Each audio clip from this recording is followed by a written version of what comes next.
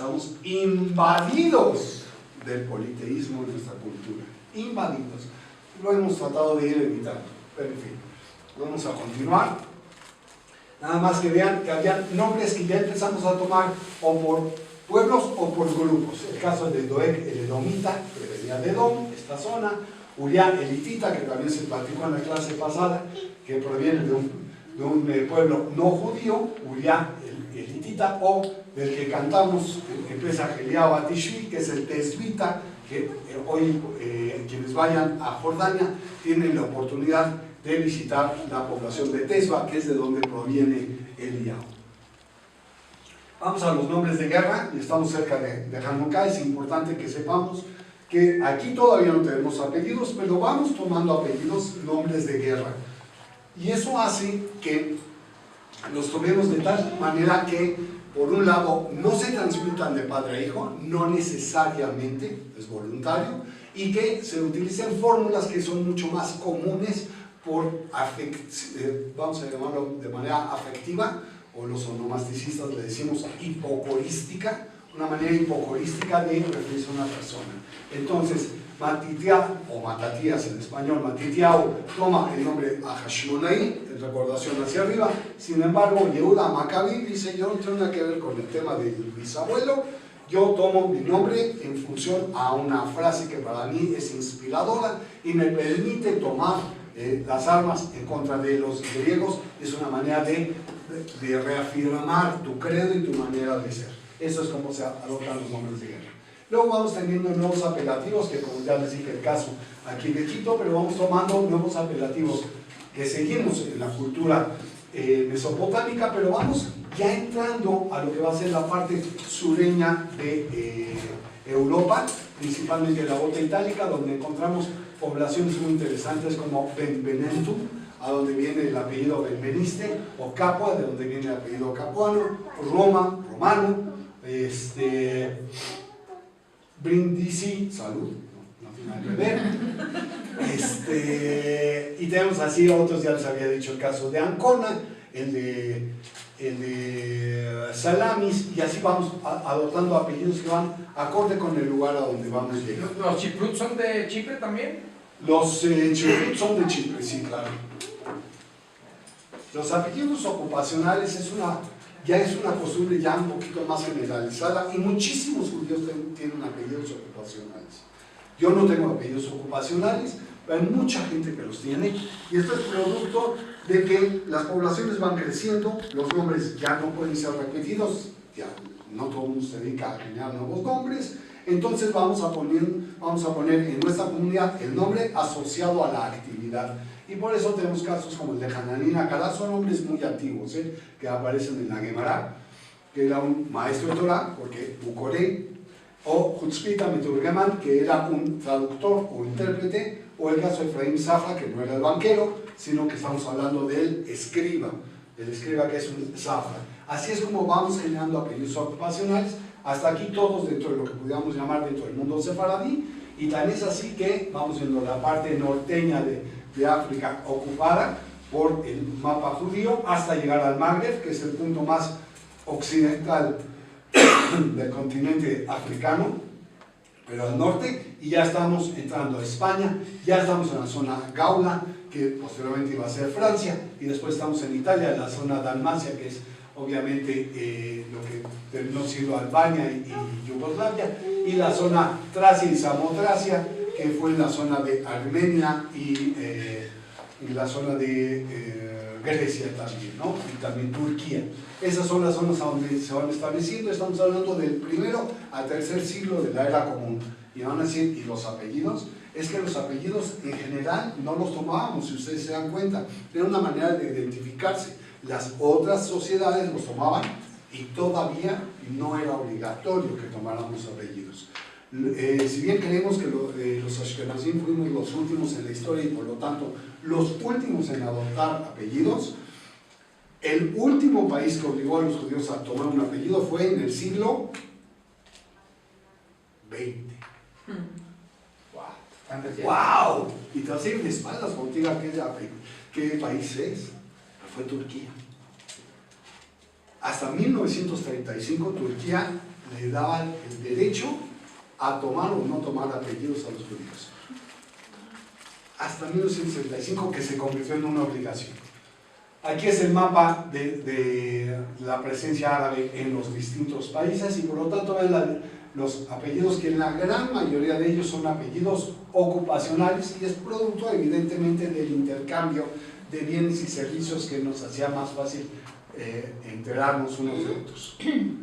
Las comunidades nuevamente árabes tenían la oportunidad, ya que se asentaron por muchísimos años en sus países, mucho más que los ashkenazim, tuvieron la oportunidad de tomar apellidos como los que estamos viendo, Shamosh, Shabbat, Hilu, que son apellidos que tienen un contenido espiritual, un contenido inspiracional y que van ligados con el culto religioso. Esa es una manera que permite que con mayor facilidad la persona se pueda manifestar y puede decir, este es un Shamosh, cosa que hay el apellido también en los ashkenazim. Es un apellido que no se divulgó mucho, el apellido Shamesh.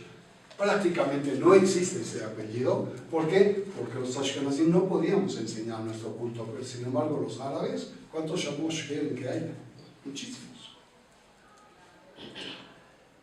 Y los apellidos traducidos vienen a ser algo muy importante porque nos vamos a sentar en otras comunidades, en otros países, pero vamos a tener que adoptar también sus idiomas. Imagínense a alguien que se llama Jaime y llega a vivir a Francia. Alguien, tú hablas francés. ¿Me quieres pronunciar Jaime?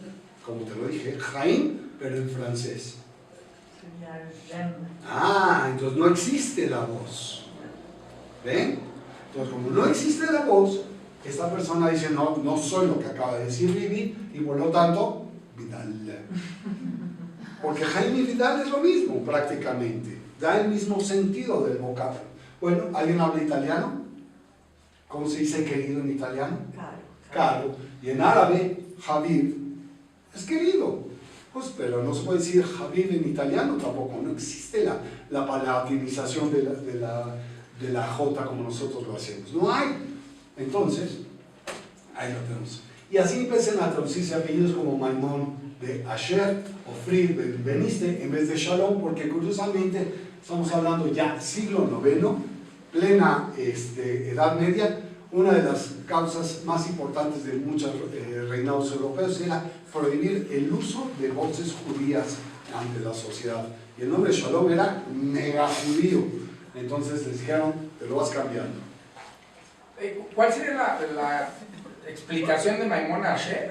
Maimón es en hebreo, cuando hablas de tesoro o de dinero, es mamón. Okay. Y por lo tanto, Asher. Asher es Osher, es riqueza. Entonces ahí tienes las dos cosas. Por eso cuando dicen que el niño trae, ¿qué trae bajo el brazo? La torta. ¿Y cómo le llaman a la torta a los árabes? Nunca han ido a un bris de ¿Mamón? Mamón.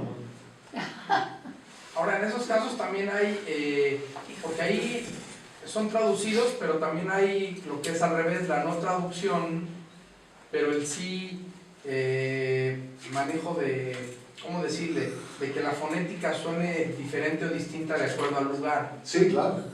Un ejemplo de un amigo, no me acuerdo cuál era primero y cuál era después, Sí. pero un apellido Wallace, a la hora de llegar a otro país, se acabó siendo Wallace. Claro, claro.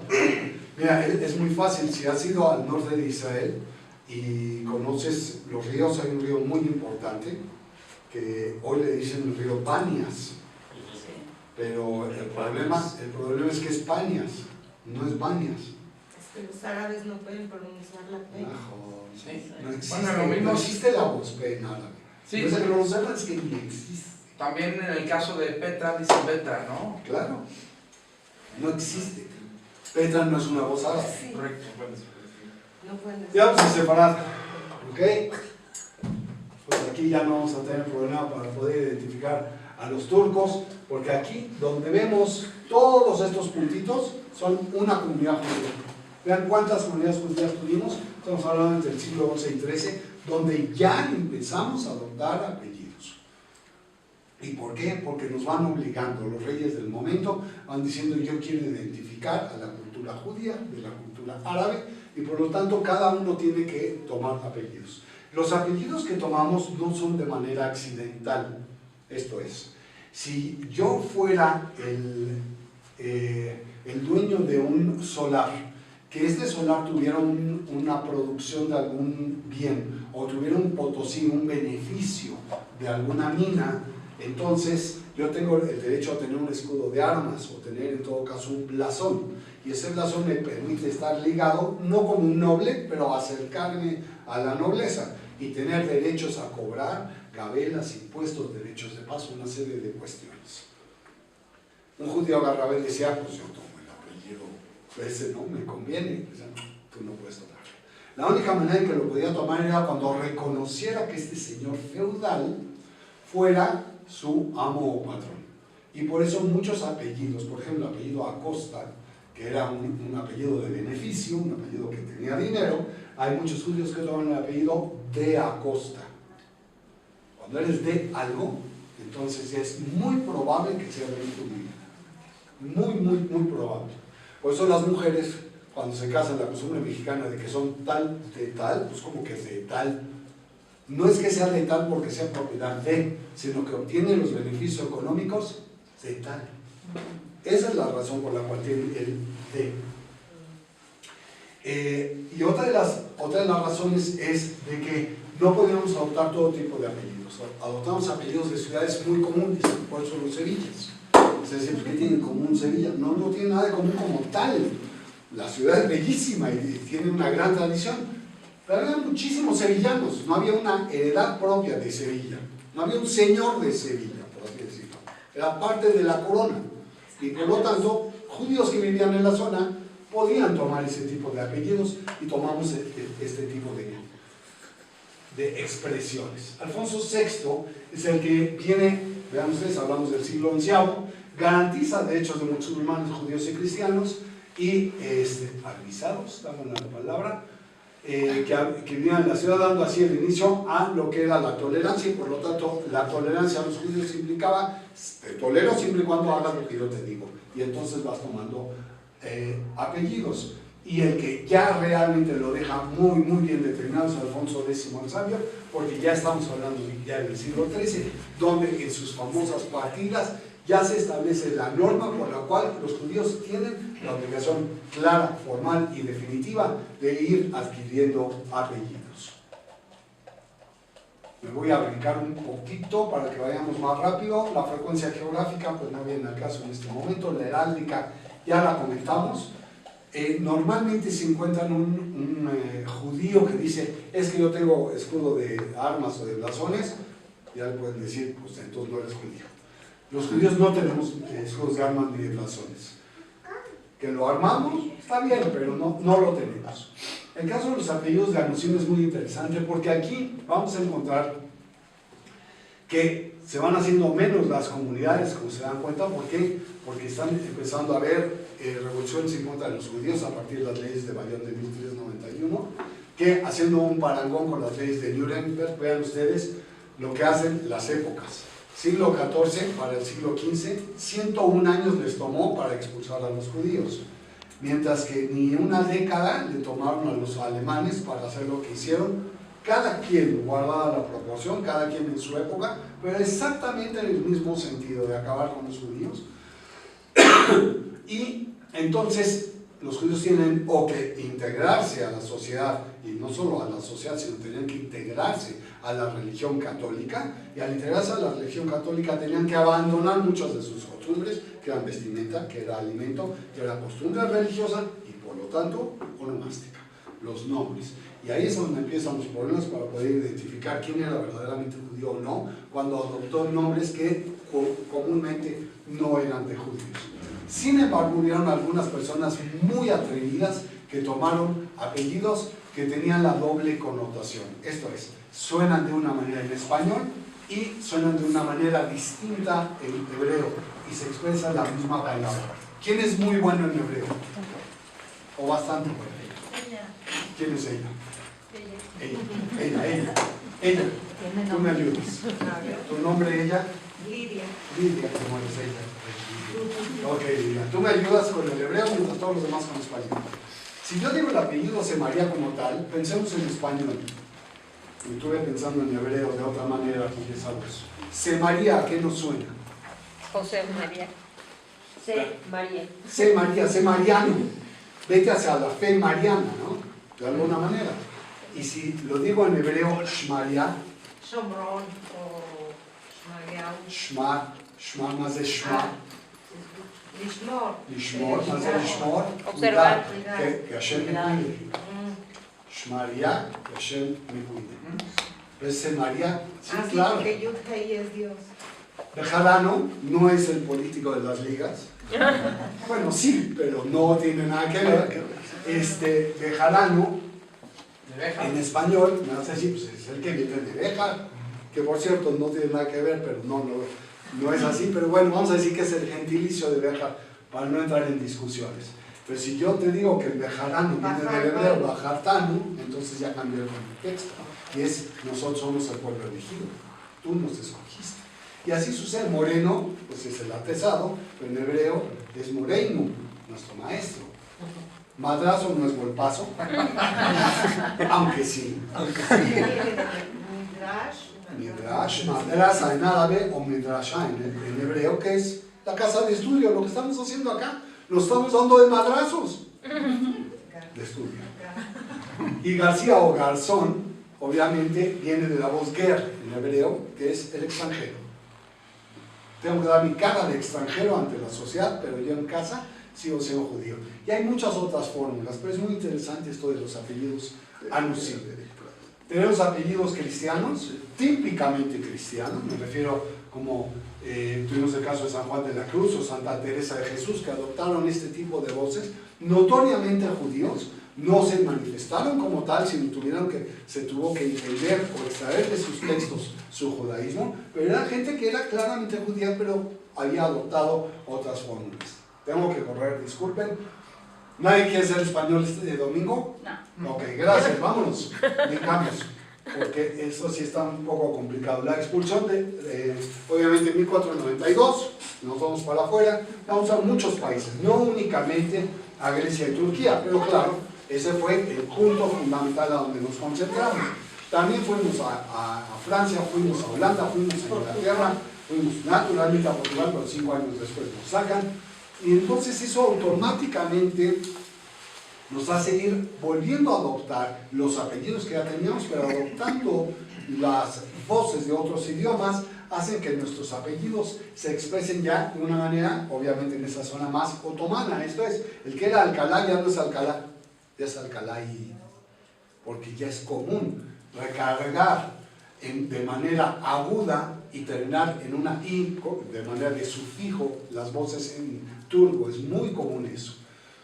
Pero el que era Venusillo, que es un nombre típicamente italiano, Venusilio, entonces se convierte en Venusillo, porque así es en turco. Y Bejar ya no es con J, porque en turco sería Beshar, se convierte en Bejar. Y así vienen ese tipo de evoluciones, o el Yerushalmi, como ven, se van expresando de maneras distintas.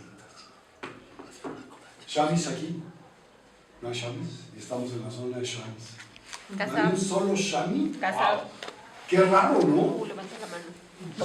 Confiesa. Confiesa. Hay que sospecharse. Algo raro, ¿sí? Algo raro está pasando. Tu suegra es Shami.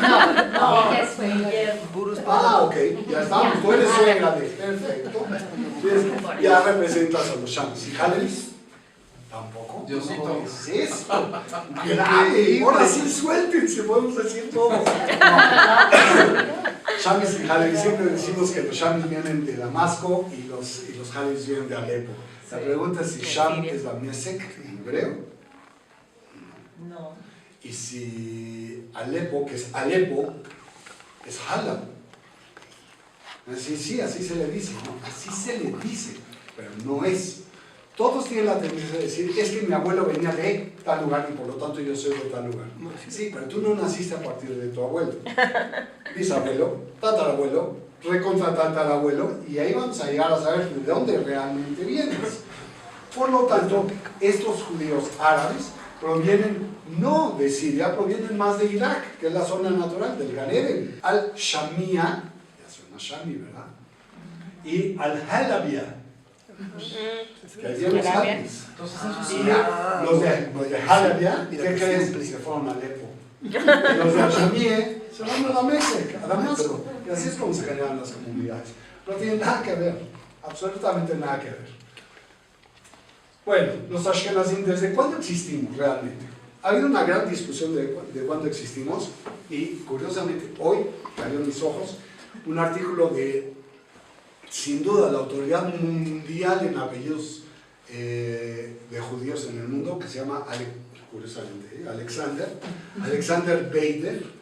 Es un matemático loquísimo que vive en París y que se ha convertido en el onomasticista más importante del mundo judío. Y publica un artículo donde dice, bueno, la gente cree que los Ashkenazim venimos de los sefaradín. Algunos sí, pero no todos. Y la gran mayoría no venimos de sefaradín. Y por lo tanto tampoco podemos decir que somos producto de la expulsión hispana y que por lo tanto aparecimos por ahí del siglo XVI.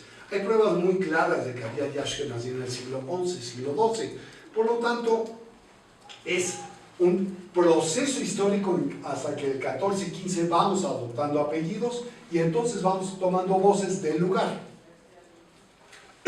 O sea, en vez del Treverorum, que era el nombre romano que le habían puesto a la población en Francia, entonces se convierte en Treves y luego se convierte en Trevies y luego lo pervierten y lo suavizan y lo convierten en un apellido muy conocido por todos ustedes, Dreyfus. Ahí viene. Y Kallenbach, por ejemplo, que es notoriamente por la manera de escribirlo, alemán, el sufijo Bach, pero no solo eso, cuando aparecen dos letras repetidas en un apellido, normalmente es alemán y normalmente no es judío. Normalmente. Hay casos donde sí. Nos expulsan, qué raro. Y entonces nos van expulsando y ahí vamos corriendo. Bohemia, Moravia, Checoslovaquia, sí. Sajonia estuvimos, pues vamos para acá. Estuvimos en Pomerania, pero no nos fue muy bien. Nos recibe el Gran Ducado de Lituania, nos recibe Polonia bajo la condición de que, bueno, Moldavia sin duda, pero bajo la condición en Polonia de que nos dedicamos a una de dos funciones. Y bien fáciles. Comercio. Una, perdón, Comercio. no te escuché. Comercio. Comercio, fíjate que no. Polonia que no he estado, pero pues obviamente tiene un clima no del todo suavecito. Tenía que tener gente que se dedicara en los campos a hacer cosas que los señores no querían hacer. Pero tenían que cobrar derechos de paso. Polonia es bastante grandecito, entonces pues no se iban a parar ahí a cobrar en cada una de las carretas. Entonces ponían a los judíos a que se encargaran de lo que aquí vemos en esta colonia, a los polis que levantan la pluma. Bueno, pues los que levantaban la pluma eran los paisanos en Polonia. Por eso hay tantos apellidos que terminan o empiezan con la voz Baum, porque levantaban el madero. Por eso hay tantos apellidos Baum. ¿Pero era que cobraban también o nada más? No, te pagaban tu sueldo a cambio de que tú cobraras por el ok. paso de esa persona. La otra era que éramos posaderos.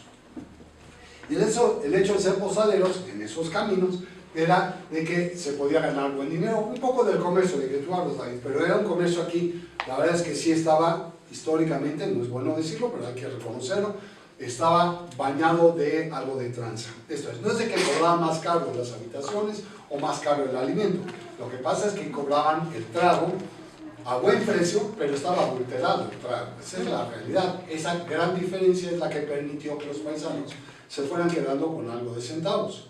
Por eso hay tantos apellidos, muchísimos apellidos que van conectados con el vino o con el trago. No es que nos guste tanto, la verdad es que no nos gusta tanto. Teníamos que chambear para sacar dinero. Y llegamos hacia Rusia. Ahí vamos adoptando voces de apellidos, por ejemplo, en el caso lituano, los que terminan en AS son voces lituanas que automáticamente me indican el origen del mismo. Si los apellidos terminan en SKI latina o SKY, ya me digan otra cosa. SKY es ruso, SKI latina es polaco. Y así hay muchas maneras de poder entender. W, ITZ, P, CH, todas esas maneras de terminar los apellidos es como vamos construyendo la morfología y vamos encontrando la razón onomástica de cada uno de los nombres. Fuimos llegando a América Latina Y al llegar a América Latina no adquirimos apellidos. ¿Por qué? Porque primero no pudimos mezclarnos, estuvimos muy poco tiempo para podernos mezclar con la población del lugar. Hoy ya lo hacemos mucho más. ¿Por qué? Porque ya tenemos 100 años en el país. Pero en ese entonces no. ¿Por qué? Por la mal llamada Santa, que Santa no tenía nada, Inquisición. Y la Inquisición hizo que al día de hoy, curiosamente, donde se establecieron los 3 tribunales en América Latina, son países que al día de hoy tienen poquitos judíos. Léase. Perú tiene pocos judíos, Colombia tiene pocos judíos, México tiene pocos judíos. Sí, hacemos mucho ruido. Somos bien poquitos.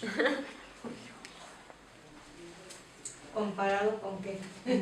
Comparado con el judaísmo. No, sí, yo sé, Estados Unidos y eso, pero... Estados Unidos, con Argentina, con Alemania, con Francia. ¿En Argentina cuántos hay? ¿Perdón? ¿En Argentina cuántos? En Argentina todavía se cuentan 250.000. Pero llegaron a ser 500. Sí, fueron el doble. Pero claro. no las personas. Entonces van viendo ustedes cómo van avanzando la marcha, y aquí sí regálenme 2-3 minutos rápidamente porque es interesante que sepan los apellidos más románticos. Me estoy apurando, Sí, estoy gracias. corriendo.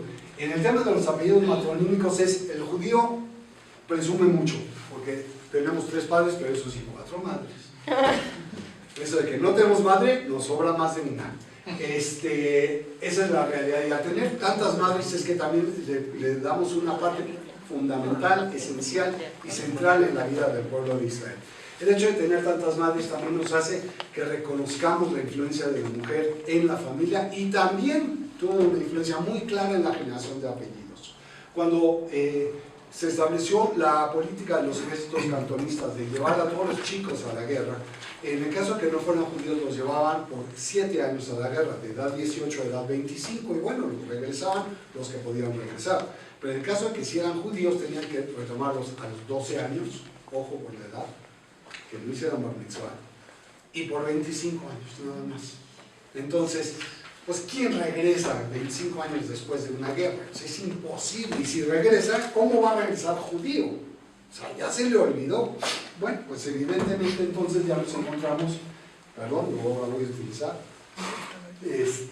nos encontramos que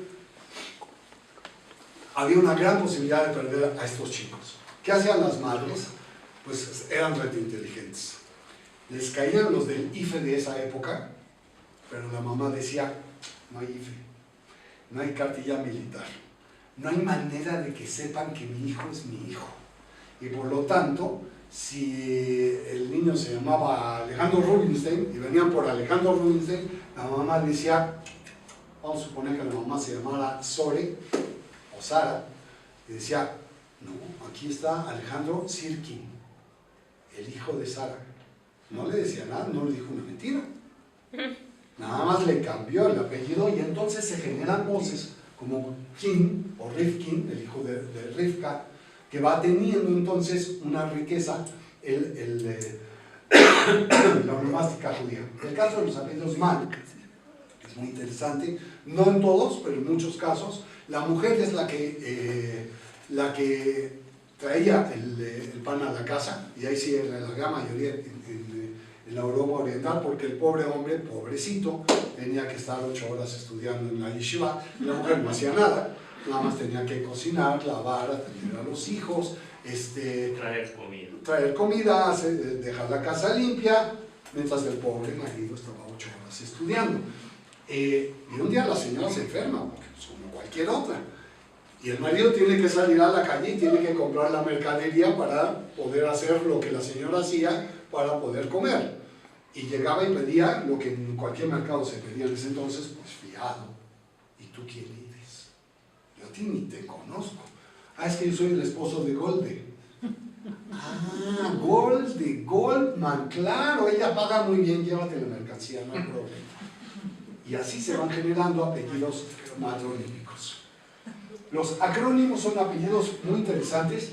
Normalmente cuando son apellidos muy pequeños, son 2 a 3 letras, es que tienen alguna raigambre rabínica, como el caso de apellidos como Rashi, Rambam, o los que tienen tristemente historias de cuestiones a donde se acabó con toda una comunidad, como la comunidad de Speyer, que es el apellido Bach, o el de Saks, que no es Fifth Avenue, ya sé que les encanta, pero cuando entren a Saks, acuérdense, no sean malitos, acuérdense de que en una semana acabaron con 50.000 judíos en la población de Speyer, y por eso es Zera Akedoshim Shpira, la simiente de los mártires de Shpira. Ese es el apellido Saks. Shem HaKodesh Shem Kinui, todos tenemos, ¿cuántos nombres? ¿Cuántos nombres tienes, Vivi? Nombres. ¿Nombres? El primer nombre. ¿Cuántos nombres tienes? Dos. ¿Tú cómo te llamas? Vivian Eva. Vivianeva. Ese es tu Shem Kinui. O sea, la manera en que te conoce la sociedad. ¿De acuerdo? Pero tú tienes un Shem HaKodesh. Tú eres Hayahava. Ok, entonces se dan cuenta. Los judíos tenemos en condiciones normales un nombre que no necesariamente se asocia con el otro nombre, el Shem HaKodesh con el Shem Kinui.